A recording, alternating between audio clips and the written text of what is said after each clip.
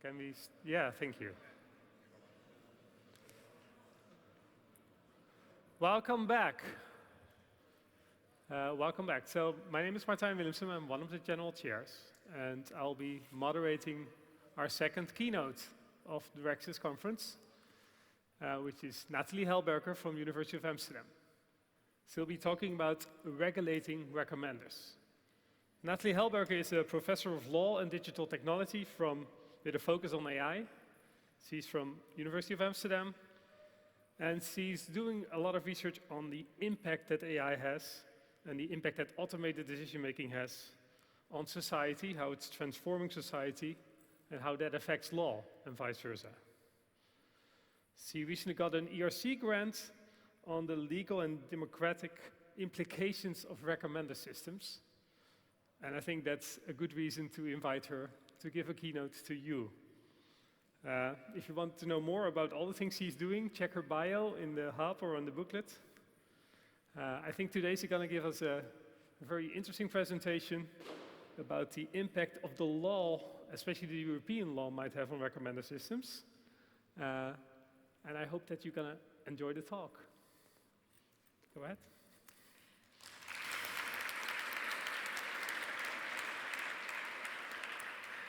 Thank you so much, Matthijs and Marta, for inviting me, and good afternoon.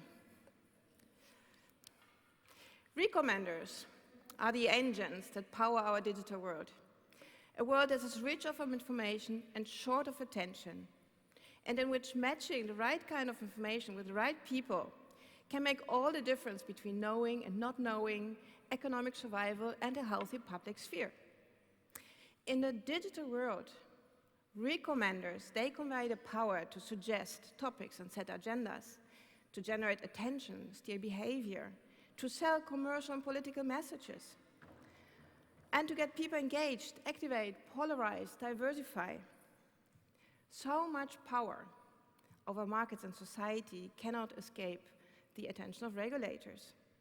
After all, an important role of the law and of regulation in a democratic society is to ensure that power is exercised responsibly, with respect for the rights of others, public values, to make sure it's not concentrated in the hands of a few, but also to address systemic risks that so much power can create for fundamental rights and democratic freedoms. So since last fall, many eyes have been turning to Brussels, where the European Commission has launched into a series of very ambitious plans to set a worldwide standard for AI and also regulation of recommenders. And in the following half hour, I would like to do two things. First of all, and informed by the insights of the ERC project that Matthijs mentioned and that we just concluded, I would like to think a bit more about with you what is actually a responsible recommender. What does it mean to recommend responsibly? And then I would like to take you through some of the proposals right now at the table in Brussels. So, we hear a lot these days about responsible recommender design, but what exactly does that mean? There's no golden formula, but there are emerging standards, and I believe in the past year, our research, we have some ideas. A first step to understanding what responsibly recommending actually means is to understand that recommenders are not simply a piece of code or a model, but more. Too often we talk about recommenders as essentially an autonomous entity or personally the recommender. But there's no such thing as the recommender, and certainly no such thing as a recommender that can behave responsibly on its own. The functioning of a recommender is influenced by a diverse ecology of actors, stakeholders, computational infrastructures, and governance systems that shape the environment in which they function. Users that get things recommended. Organizations such as media, and my focus point of my talk today will be the media, that use recommenders to inform people better. Platforms that operate their own recommender systems and are suppliers of training data. Technology providers, third parties, but also governments. All these different actors and stakeholders come with their own expectations, hope, and concerns when it comes to responsible recommender design. And responsible recommender design is first of all about understanding, respecting, and balancing the different expectations and concerns, as is the law. So let us start with us, the users. Online recommenders essentially determine what we get to see or not to see. And there's a growing body of research about algorithmic appreciation that actually finds people trust recommenders. They can even give greater weight and prefer algorithmic recommendations to those of users, also in the news area. And as part of our research, we organized focus groups to ask users what are their expectations and hopes, but also concerns when it comes to recommenders. And maybe not too surprisingly, people appreciate that recommenders can help them to filter and sort information, find more relevant clues, save them time, but also give them, for example, the particular information they need for their work or for their hobby. But we also found that they are by and large concerned about missing out important information, diversity and privacy. So insofar, recommenders can affect the exercise of some very fundamental human rights of all of us, privacy, the right to information, and these concerns echo some more fundamental concerns about which you heard yesterday already, filter bubbles, echo chambers, topic that was discussed. And I'm telling you this now to also prepare a bit for our review later of the legal framework, because to show you which kind of concerns or not the framework's addressing. Another important theme underlying both the perceived benefits as concerns of users that we heard were authenticity and sincerity of personalization efforts, but also concerns about stereotyping. So there was this one respondent who told us that she read this book, 100 Days with ES, and then she searched for keywords, ES, and she received a Facebook friend request from someone who had an ES flag on her profile, and she was utterly terrified. And said, I don't understand that, and I don't have influence on deleting that information. It's an interesting quote because it tells us that from a user perspective, users can feel that the type of categorization that recommenders make may not always represent them or represent them well. But they also have no influence on that process. So for example, it was felt that news presentation sometimes fails to register the changing interests over time, but also that such information could be abused for manipulation. So in that respect, recommenders can be seen as digital nudges. And those designing recommenders are essentially the choice architecture of our digital world. Choice architectures that can help us enormously to navigate the online space. Choice architectures that prioritize certain values over others and shape the way in which we process information and make our decisions. And with that comes obviously also an enormous societal power and responsibility, for better and for worse. For example, earlier this year when The Guardian reported that Facebook is allowing businesses to target recommendations to children as young as 13 years because they expressed an interest in smoking and excessive weight loss. Because of instances like these, the Council of Europe in Strasbourg concluded that fine-grained, subconscious, and personalized levels of algorithmic persuasion may have significant effects on the cognitive autonomy of us all, and because of that, relevance for human rights. So it becomes clear that with the use of recommenders comes a lot of benefits, but also considerable societal responsibility for the design of these new choice architectures. And from the perspective of users, responsible recommenders means that those designing these choice architectures have not primarily their own interests or those they serve, but also the interests of users in access to better information and the exercise of fundamental rights. Having said so, there's probably not one recommender that does not claim to serve, inform users better or offer them more better choices. In reality, more often than not, recommenders are also seen as tools that further the editorial or commercial mission of the entity using them, and that is perfectly okay. But user interests are then inferred from data, as incomplete as those may be, and it's therefore not difficult to see how from the side of users this can result in concerns about stereotyping manipulation.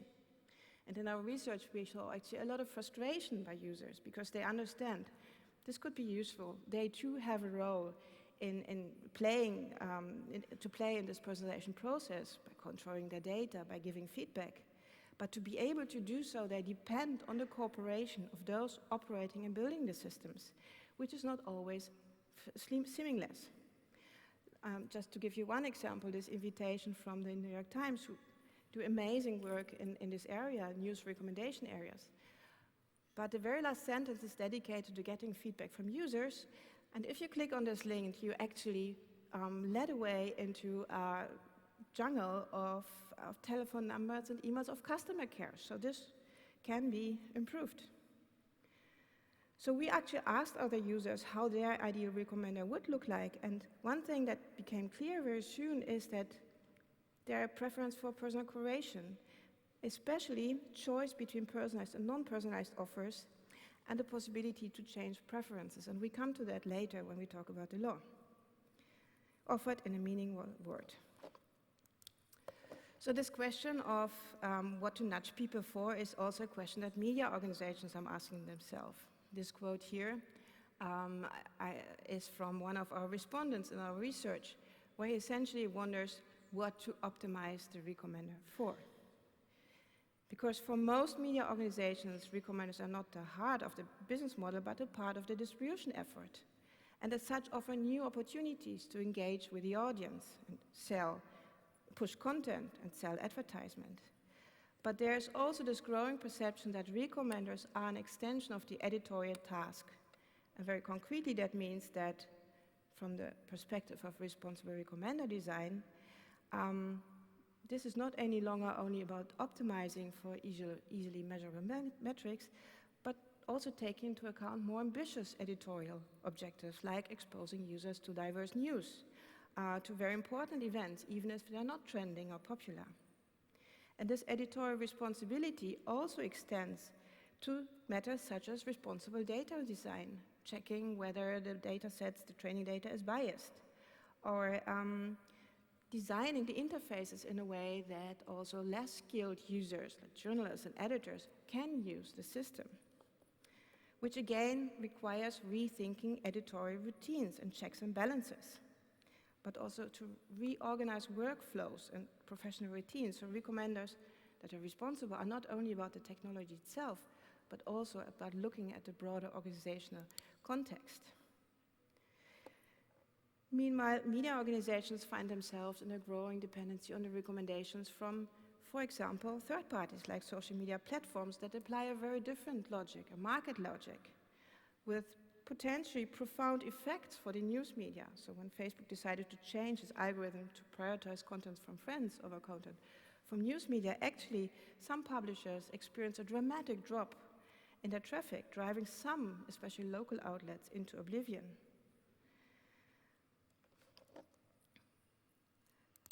From the perspective of large social media platforms, recommenders are the heartbeat of the business model. Recommenders are key in challenging and directing users' attention, and they're inseparably linked to the business model of platforms. Optimizing for engagement, for impressions and clicks is a very important means and element in this market logic. As commercial businesses, they are in the first place accountable and responsible towards shareholders. But in the past years, the call for more societal responsibility was getting louder, and academic research and journalistic investigations more and more show that recommending can play a role in the spread of disinformation and deepfakes and amplification of harmful content.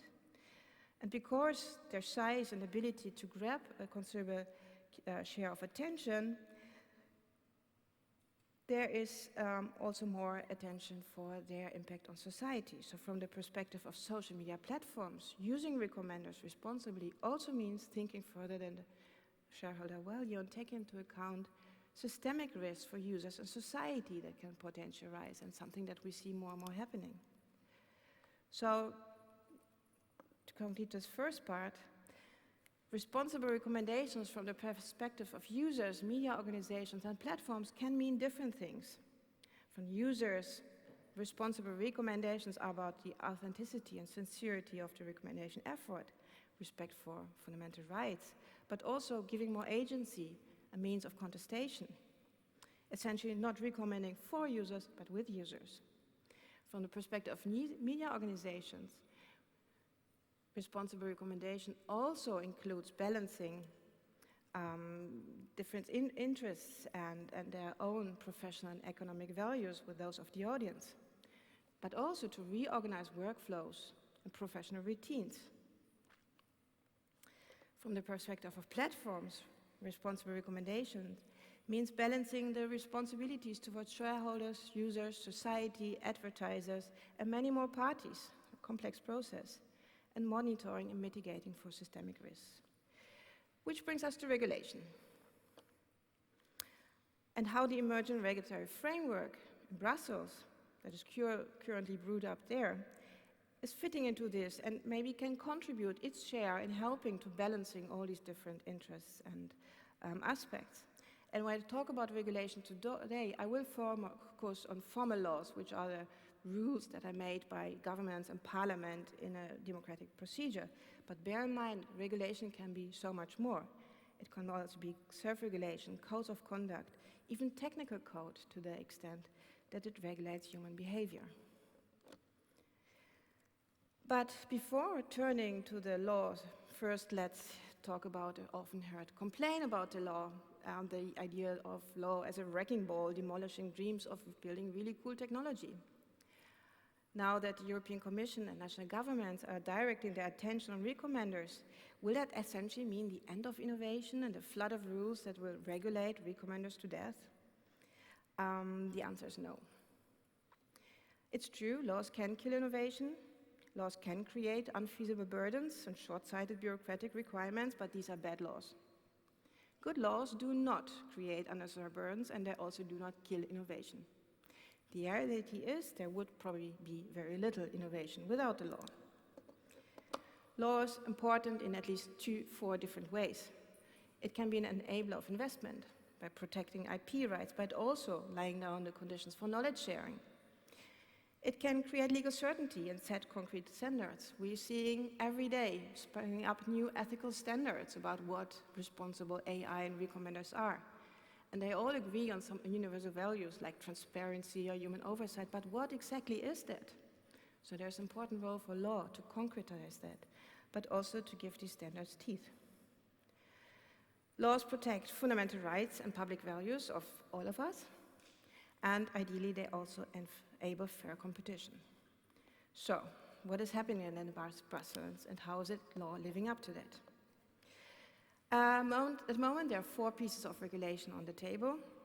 For the sake of time and your patience, I will concentrate on the first 2, which is not to say that the other 2 are not also really important. The Digital Markets Act, a draft, for example, talks exactly about what we were talking before, the relationship between media organizations and platforms and how to make sure that there's fairer competition, that they have access to advertising, data, analytics, and customer data, and that there's interoperability.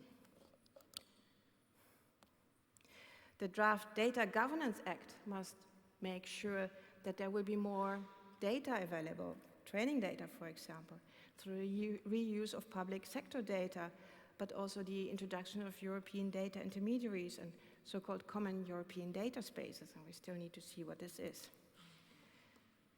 The one regulation and the only regulation that specifically mentions recommenders is the DSA, the Digital Service Act.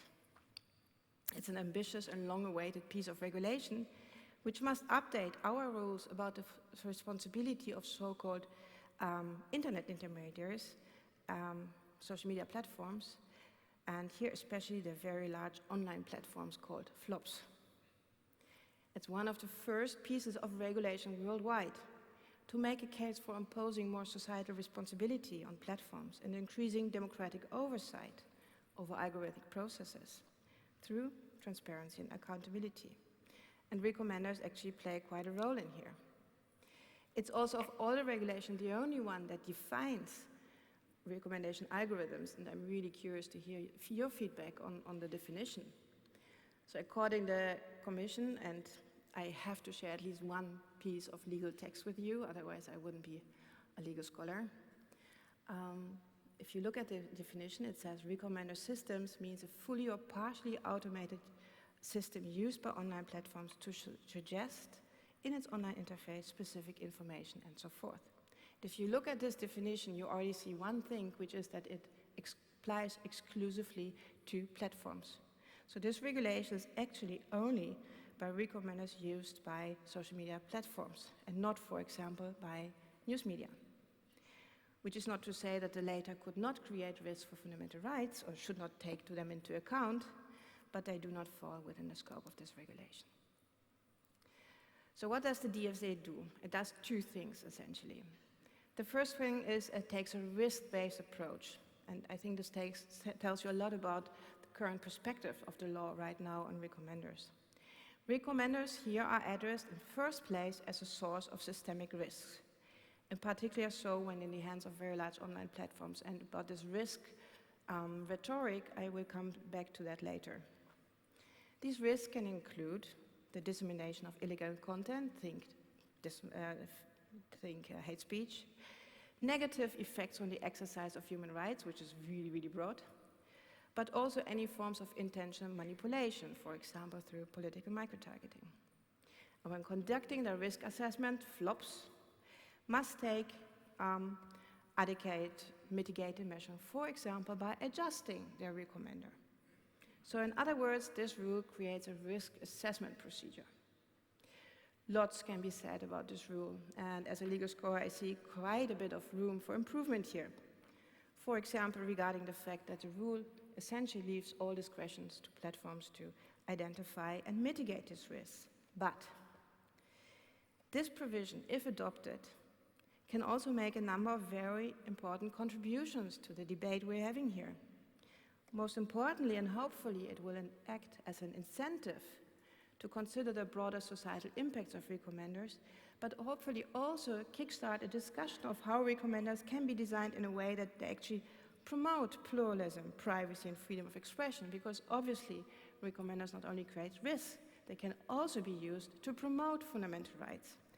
And hopefully, this provision will give a boost to all this initiative, also here in this RecSys community, to develop metrics and models that take into account more long-term goals and the realization of public values. And there's quite a lot of exciting research going on in that spheres.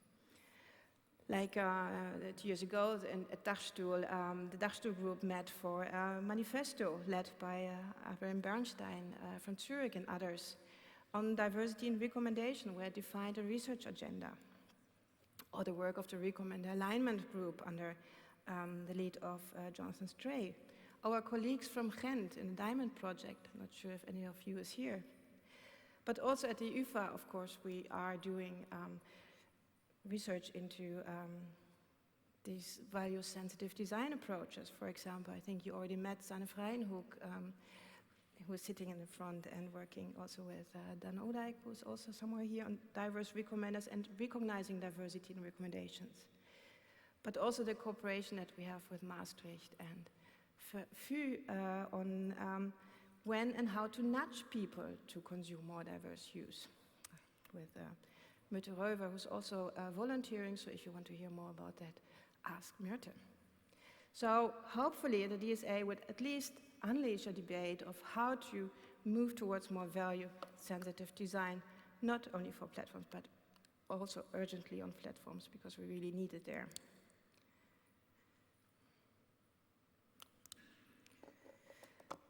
And then there is Article 29. Article 29. It's the only rule that specifically regulates recommenders.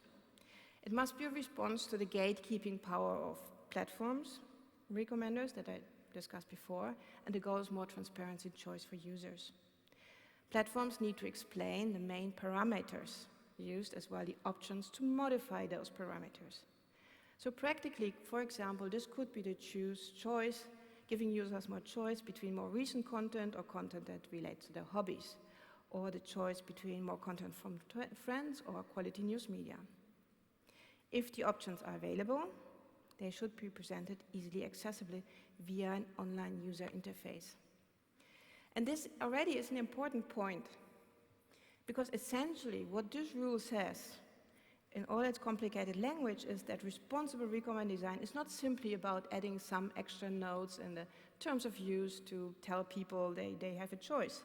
It's also about translating that information and the options in good accessible interface design.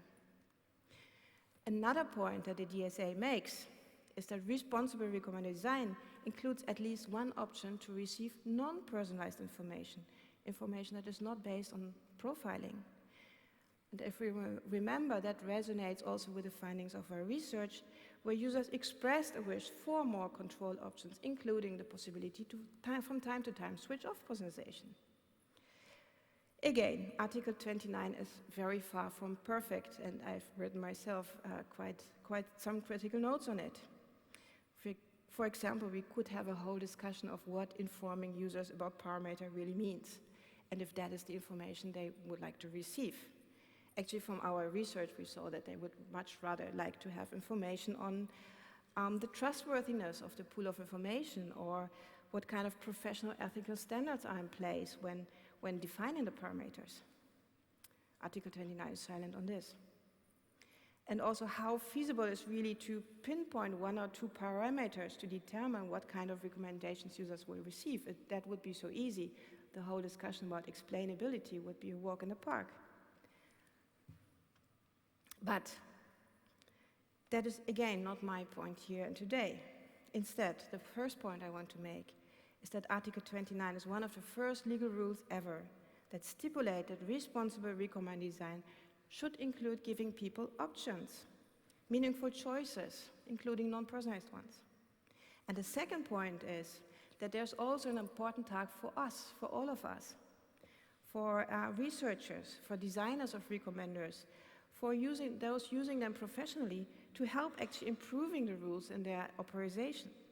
Because also this is important to know about the law. Law is made by regulators and policymakers, most of which have no technical background.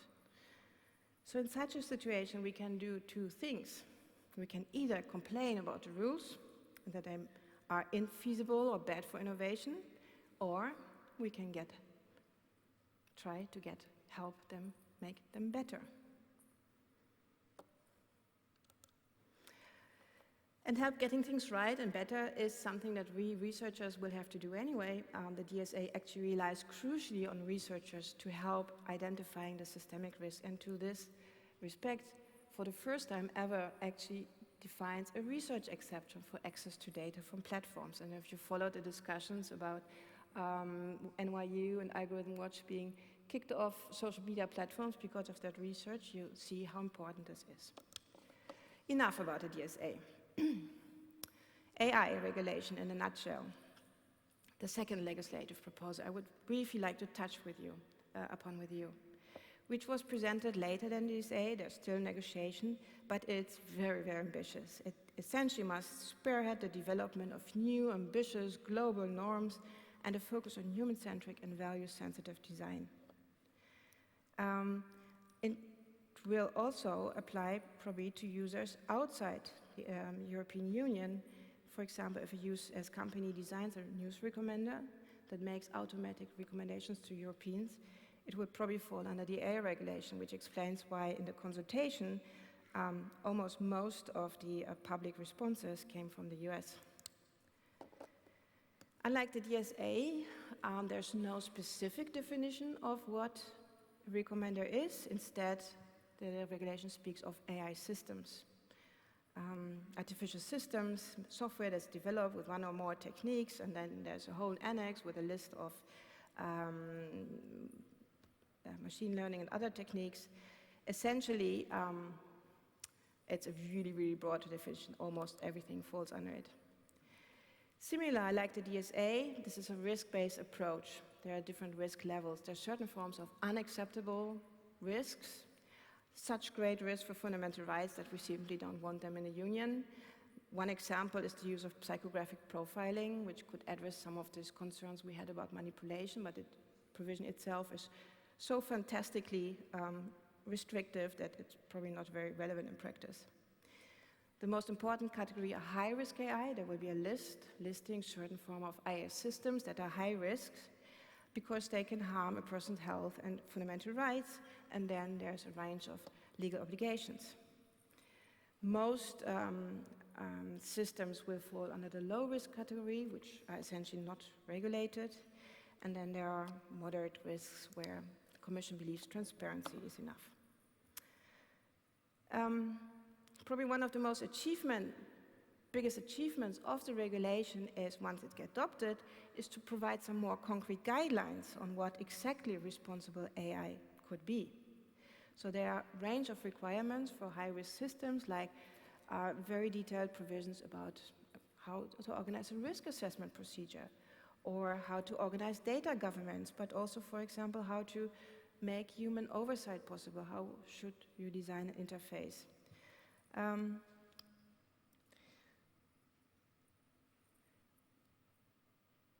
Right now, these provisions apply to high-risk AI, so for example, recommenders that you would use in recruitment, or helping university staff to decide which students to admit once the rules get adopted. Media recommenders so far are not on the list of high-risk AI, but the risk can be adjusted and if the Commission finds that media constitute a risk to, or the use of recommenders in the media constitutes a risk to fundamental rights. So it's a very dynamic process, which further actually stresses how important it is that we have these discussions today, and if it's only to make sure that media recommenders do not end up on this list. But even for all these systems that will not fall under the list of high-risk AI, this regulation or this process of getting to regulation probably will kick off a new discussion on setting new societal expectations and standards for good professional practices of responsible AI. And the regulation will inevitably accelerate a process of critical reflection of what these principles mean in practices. For example, how to deal with biases in data sets, which is a problem that we also see, for example, in the use of data in the media. Or how to design a recommender in a way to allow journalists and editors to actually understand what is going on and monitor the output of the recommendations. And indeed, there's a strong encouragement to apply some of the regulations in forms of codes of conduct. And what we already see right now in the media happening, for example, also here in the Netherlands, is more thinking about standards of responsible use of AI in the medium as bottom-up initiative. For example, this intentieverklaring, which declaration of intention, which was signed by the public broadcaster and other organizations, as well as these AI guidelines from the Bayerischer Rundfunk AI Lab. So to conclude, there's an emergency regulatory framework on responsible recommenders with routines for identifying risks and responsible data management, more transparency, agency for users, and getting some grip on more democratic oversight. Currently, it's limited to very large online platforms and high-risk AI systems. But it's likely to set off a process of formulating standards for responsible recommenders in the media more generally. The rules are very far from perfect. There's still ample room for improvement. There's a narrow focus on irresponsible recommenders, actually, if you read it right, and not really on responsible recommenders, because this whole risk-based rhetoric essentially talks all about risks, but also how could we give more guidance to design recommenders that do promote human rights and public values. So there's room for improvement here. User rights and democratic oversight are there, but still rather underdeveloped. There's not mentioning any of the consumer and the AI regulation. And the technical feasibility. But good AI is the result of collaborations between experts from different expertise and backgrounds. And the same is true for good laws. So we need input in this process from all of you who work on these issues to help us getting the rules right and have a conversation about responsible recommenders and how to make them work in practice. Thank you very much.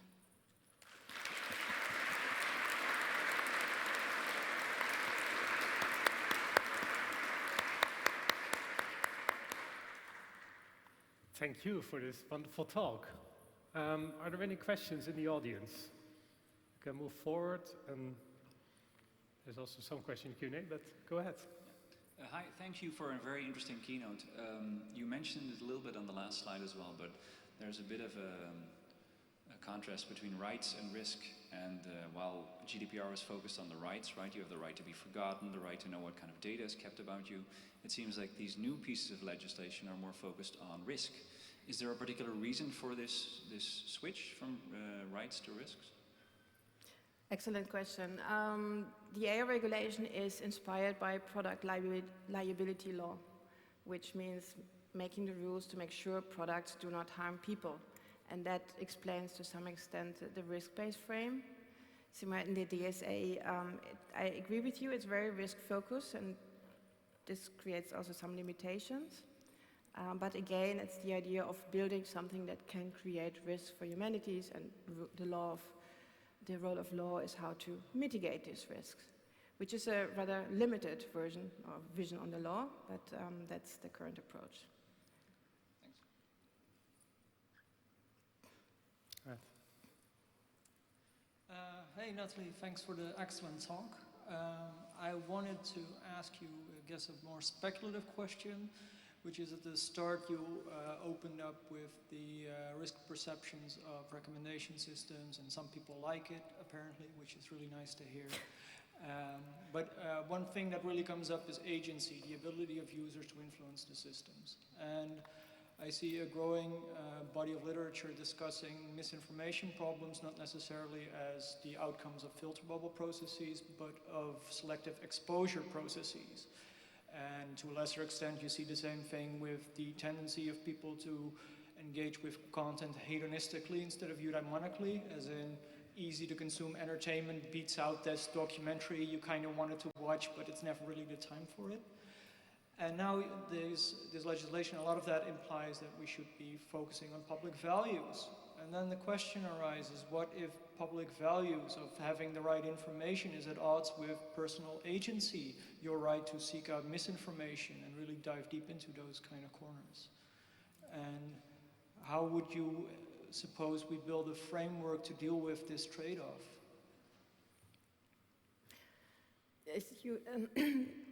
You put your finger on one of the most painful spots of the legal debate right now, because there are two things. On the one hand, we want to regulate against the spread of disinformation and protect people from it, to create a safe environment where people can trust in recommendations. On the other hand, any attempts to do so always also balance on this very precarious line between censoring speech and banishing unlawful content. And that's why what we see, for example, as a result of COVID happened, is that a lot of member states adopted laws on disinformation, criminal laws actually, where people could seriously be punished for spreading information. And I think something that we academics also bring into this debate is that when regulating against disinformation and when defining the roles of platforms, we need procedures to make sure that we do not take everything down because it might smell of disinformation, but we respect the right of freedom of expression of users. So there's an important role for the law in actually defining what is lawful and what is unlawful, and what is lawful should not be simply taken down without any due process to protect our right of expression. But you're right, it's a very precarious balance. Okay, thanks. I'll first take an online question. Given that we have seen a huge rise in focus on privacy bias in recommender systems and a mutual understanding that improving this helps business in the long term, do you believe recommender systems research community can self-regulate, or is external oversight still required? Could you repeat the second part of the question? So do you believe recommender systems research community can self-regulate, or is an external oversight required? Part of the reason why we're having this discussion today is to raise awareness for the issues at the table. And we need to find ways to mitigate them. And self-regulation can be a way to do so. As I said before, regulation is not only formal rules. And what the AI proposal very explicitly says one of the reasons why certain users of technology will not end up on the high risk, because industry or users found another way to deal with this risk, for example, through self-regulation. There's some really interesting research from the Bertelsmann Stiftung defining the conditions under which self-regulation works or not. I think one important thing to notice here is that we've passed beyond the stage where we can simply adopt some ethical codes to show that we behave responsibly without really doing so. So, like recommendations, self-regulation should be sincere. Mm-hmm. I'll take another question from the room. Okay. Vajra, Czech Technical University. Thanks for a very interesting talk. I have a question: who will be the actual subject to the regulation in the setup where recommendations are provided as a service by a company? You know, there can be a setup where this company is based in the EU and provide recommendations to the United States, or vice versa. So in this setup, who will be the subject to the regulation? Great question. If you have your seat in the EU, then you can fall under the scope of the AI regulation. But if you're having your seat outside the EU and offering recommendations or AI systems or output of AI systems to citizens of the European Union, the regulation can also apply. A bit like with the GDPR, actually, where even if you provide services from outside the Union to citizens in the European Union, GDPR will apply. Yeah, and the responsible subject will be the website who is actually providing the service, or the company who is building the recommendations, because those are two different companies, right? Yeah, the algorithms and all the responsibility of development of the machine learning part may be in this company based in the EU or US, I don't know, but the service, the website, will be based in the US or EU, and who will be subject of the regulation? Will it be the company who is developing the algorithms or the company that provides them? Great question, the provider, the developer. So this is some peculiarity about the AI regulation. Most of the provisions address the provider or the designer or those who put the system into the market. And actually there are much less rules for the users of these systems, which also means that there are much less guidance and standards yet for how you can use them responsibly. So to sum up, it will be the website, right? Not the no, service. The provider of those building the technology. So those company who is building those machine learning part, this will be system responsible. That the website uses, unless the website builds its own system. Okay, thank you very much. Is that good news or not? Sorry? What would you be a suggestion? Well, it's a really difficult question, because if the company who actually built the recommender system, the algorithm behind it, and provide it as a service to the United States, well, the website is in the United States and just fill the data of the United States citizen to the Europe, and they built something about it and provide recommendations that are used in the US, then why should they be subject of the regulation? I think it's questions like these. Remember, these are drafts, so now is the time to ask all these questions to really figure out how this is going to work. And now is the time to give your input. Okay, thank you very much. Thank you. I want to take one last online question, sorry. Because we talked a lot about the law, but one interesting observation from Michael Beam is that many users want to use systems that just work and don't require tweaking settings. What is your view on how policy and regulation might best balance between user agency and transparency and usability? What work do you see the RecSys community contributing to this regulatory debate? Thank you. So basically, users do not always like to tweak, and what is sort of you see the balance, you see the regulation actually tries to give that opportunity. So Yeah. What's your view on that? Thanks for a great question. First of all, especially air regulation, but the idea is here to design systems that are safe to use and that people can trust that they're safe to use, which is a good ambition. Having said so, always when you talk about user agency and giving users more rights to contestation, that is then the argument that we usually hear. Users don't use that. And I think against this we can say two things. First of all, there are users who would use that and would like to tweak their system to be really working with a recommender and make the recommender work for them. And our research actually shows those users are out there. And secondly, it also has to with the way how you offer these choices. And I gave you the example from an email address at the New York Times website, which probably a lot of users won't use because it really takes time. It's really difficult to figure out how to exercise your agency.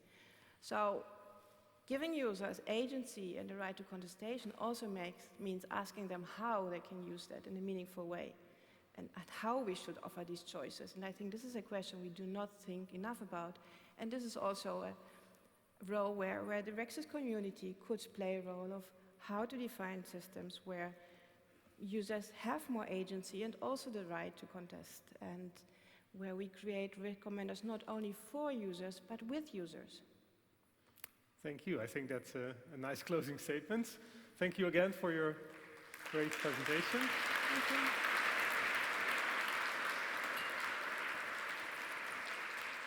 Yes.